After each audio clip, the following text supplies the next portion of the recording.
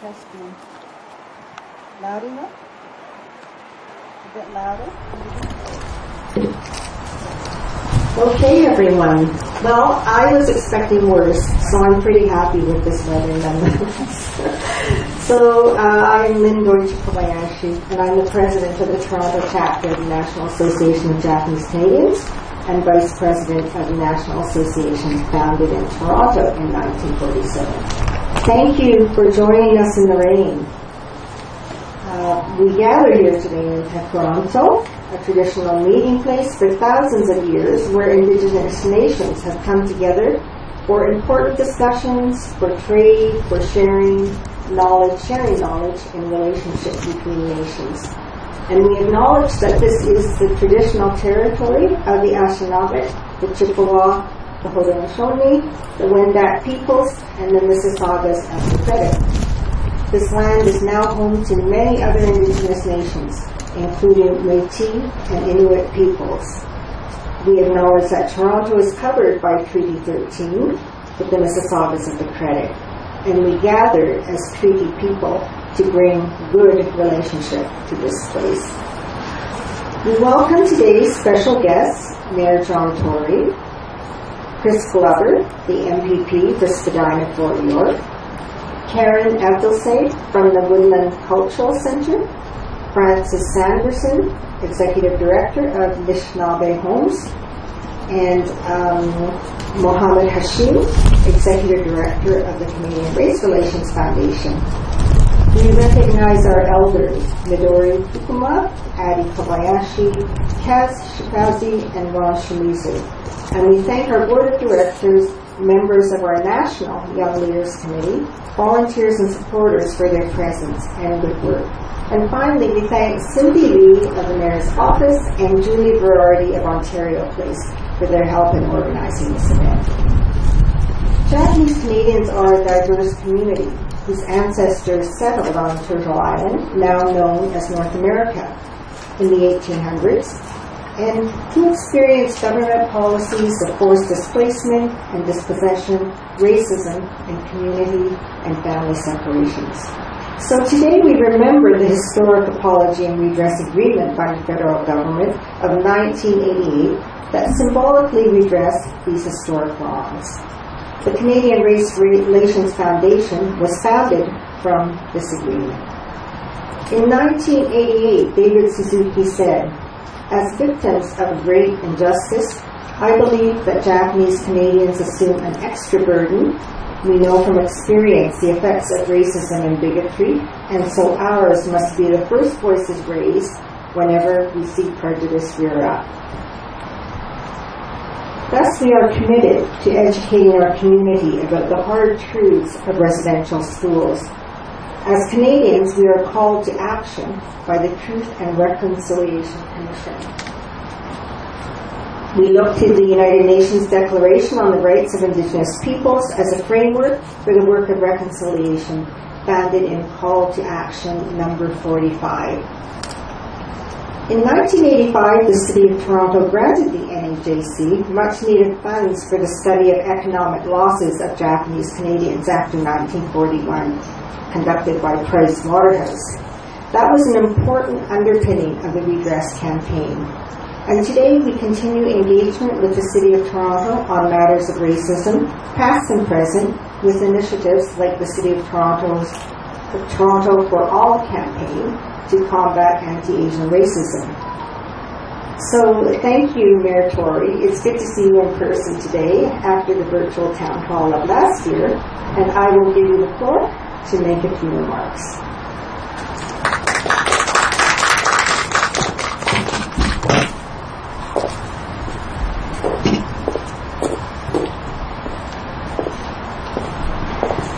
Well, Lynn and friends, thank you, and I want to acknowledge as well Chris Glover's attendance here, as well as the others that were introduced, because they're all here. Everybody's here for a reason, but they're all here, I think, for a reason that really acknowledges how the Japanese redress, in many respects, and the apology that took place. And I had a couple of connections I'll share with you to those days back in the 1980s and before, actually.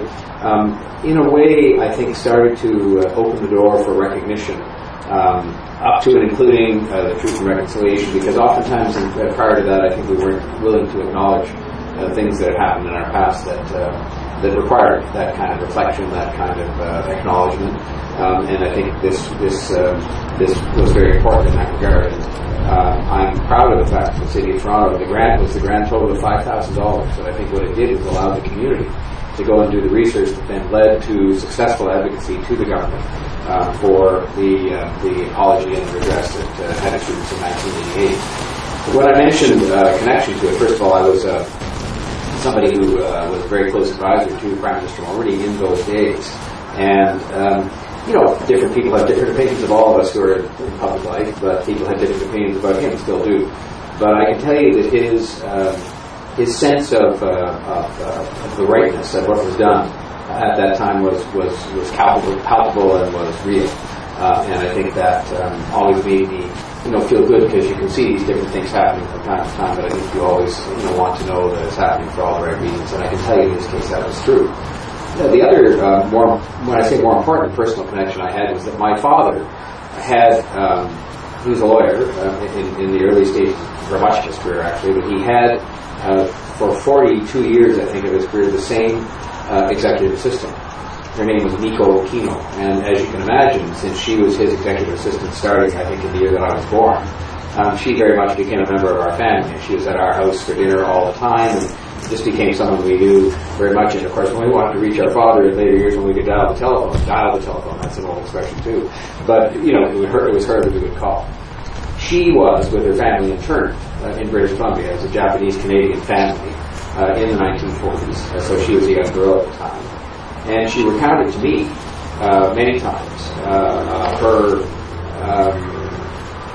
experiences when she first moved to Toronto as a pretty young woman. I think she was still maybe even in her teens when she started to work as an executive assistant to my dad. That was her first job. And then quite literally at that law firm where I later worked, and where I would have taken pride in that being a great place to work, and she literally was spit on by people. She was insulted, by people for her country of origin, and she was a Canadian born, and had been interned. And she said, of course, that changed over time, but it changed because she brought it to the attention of my dad and the people that she was working with. And for me, growing up, having known her as a member of the family, I found this impossible to even contemplate that this happened. And then, just to complete the circle, when there was a dinner held by the Japanese Canadian community at the Cultural Centre in whatever year it was that might have represented the 25th anniversary or some such thing of that redress and apology, I was allowed to take a guest. So instead of taking my wife, I took Miko. And I can just tell you that her pride in meeting Prime Minister Mulroney, told me, if I didn't know already, how much it meant to her to have that apology given and to have that redress looked after. And it's been followed by a number of others that have taken place, and I think it has been followed by a number of other, I'll call them processes that are still works in progress, in the sense that we're far from having addressed all of those things, just as even the redress and apology didn't fully address, what happened in the 1940s. But I think it is an important part of who we are that we're here today with the Council on Race Relations, with our representative Francis, a proud representative of our Indigenous communities, and others, because we look at these things as being being things that we share together. We share in the shame of some history. We also share in the resolve, I think, to make sure that we do our very best to address it, because that's how we live here. That's why the way we live here is admired around the world, because we are at least starting to come to grips with some of these things, with a lot more work left to be done. And that's work that I've committed myself to as mayor, and that's part of what Lynn was making reference to in some of the discussions and meetings that I'm having with communities to try and bring people together and try and not just bring them together to talk, but to actually act on these things. And so I just want to say thank you for inviting us to come together today, because I think all of these different occasions are suitable occasions. There is no unsuitable occasion to come together and acknowledge all the work we have left to do and some of the important milestones that have taken place in the past as we address things that need to be addressed. So thank you very much for this opportunity to say a few words.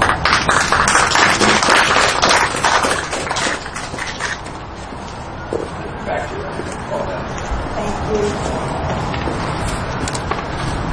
Thank you, Mayor Tory. Your remarks were insightful, especially about how the redress agreement kind of set in motion other positive processes. And also, yes, there has been discussion about the motivations of Prime Minister Brian Mulroney by people in the community, and there really is agreement from Art Mickey and others that it was something that he really felt in his heart was the right thing to do. So we appreciate, that legacy of Prime Minister Brian Mulroney. The Toronto NAJC and the National Association began our relationship with the Woodland Cultural Centre by hosting 2 virtual tours of the Mohawk Institute Residential School in Brantford, Ontario.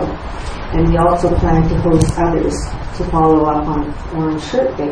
Last week, the NAJC awarded its Gordon Kirabayashi Human Rights Award to Shin Emai for his advocacy as a human rights lawyer. And Professor Emai has published in the area of Indigenous rights in Canada and globally, and provided support to Indigenous communities in the Americas and Africa. I'm pleased to say that he is donating his cash award to the Woodland Cultural Centre. So now we come to the 1000 Crane Mobile, or Senbazuru, and this began with the story of Sadako Sasaki, a victim of the atomic bombing of Nagasaki. While she suffered no visible injury at the age of 2 when the explosion occurred, she died 10 years later of acute malignant lymph-gland leukemia, otherwise known as atomic bomb disease. When she learned of the ancient Japanese legend of the cranes that promises anyone who folds 1,000 origami cranes a wish granted by the gods, she then set the goal of folding 1,000 cranes. And on this rainy day, we cannot help but remember Charlie Wenjack, who died of exposure while trying to walk 400 miles from a residential school to his home, and the black rain that fell after the atomic bombings in Japan. This story of a child and the Senbazuru and the inhumanity of nuclear arms connects us to the inhumanity experienced by children in residential schools. Now, I'm going to ask that Elders Ron Shimizu and Midori Fukuma step forward to present the Senbazuru to Karen Abdul-Said of the Woodland Cultural Centre as a symbolic gesture of support to residential school survivors, their families and communities. And we are grateful to the elders who created the Senbazuru and to Momiji Senior Healthcare Society for helping us organize with the creators. And I'll ask Karen to step forward to make a few comments as well. Thank you, Lynn, for the introduction, and I was going to call you Professor. I'm so used to that. The Mayor of Toronto, thank you. My name is Karen Abdel-Said, and I was a fundraising assistant at the Woodland Cultural Centre this summer. As a first generation... Maybe I should do it now. As a first-generation Egyptian Canadian, this summer has been an amazing learning experience, filled with cross-cultural knowledge sharing and personal growth. We have seen such an amazing outpouring of support and love from the community members, not only across Ontario, but also across Canada. We recognize that the National Association of Japanese Canadians has been a supporter and ally of the Save the Evidence campaign for a number of years now, and we deeply appreciate your friendship and support. This summer, the Save the Evidence campaign has received national coverage on a scale that we have never seen before, and so has the public's interest in learning more about the ongoing impact and legacy of residential schools for survivors, their families, and their communities. Due to the outpouring of public support, we are now actively fundraising for Phase 4 to turn the Mohawk Institute Residential School building into an educational and interpretation center. We are hopeful that we can begin construction of Phase 3 this summer, which will finish the repairs to the building. Your friendship and gifts mean the world to us. And we look forward to working with you and many future initiatives. On behalf of the Woodland Cultural Centre and the Save the Evidence campaign, a huge nawa, and sorry for my mispronunciation, arigatou gozaimasu, shukran, and thank you.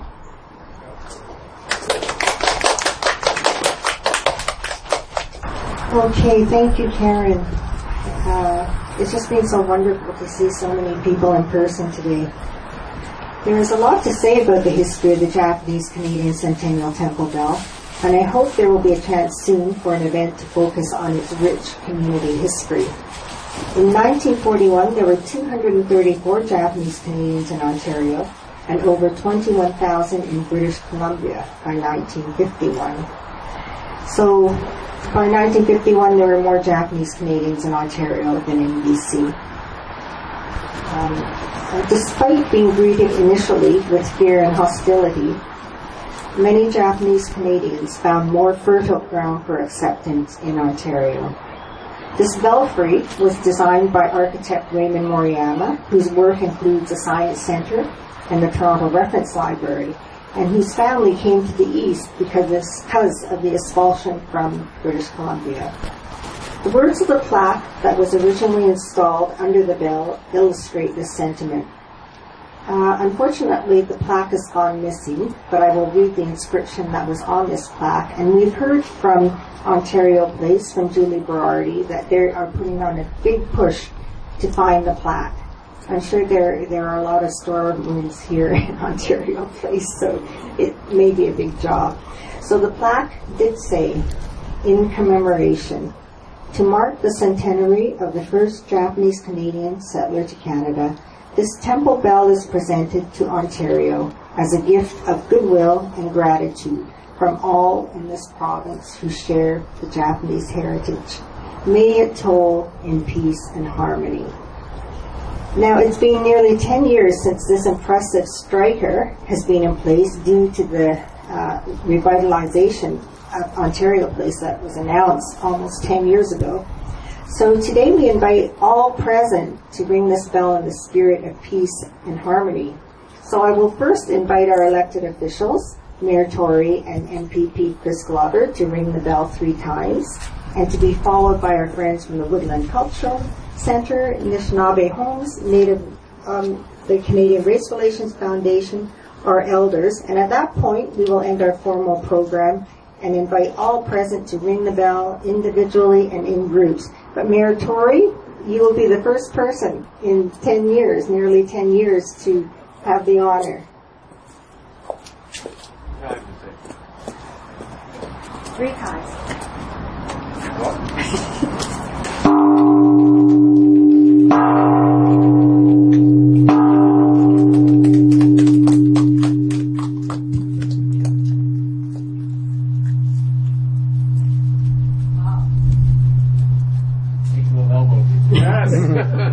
I'm glad you went first.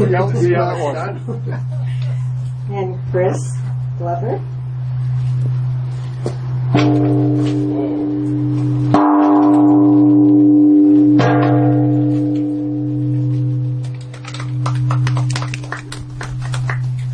And Karen.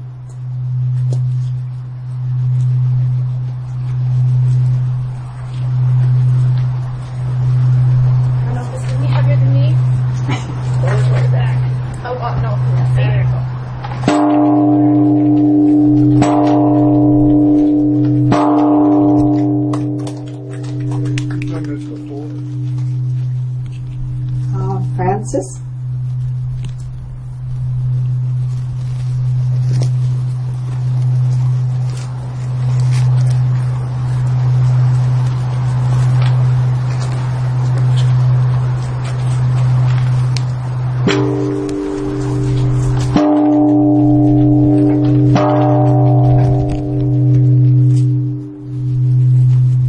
And Mohammed.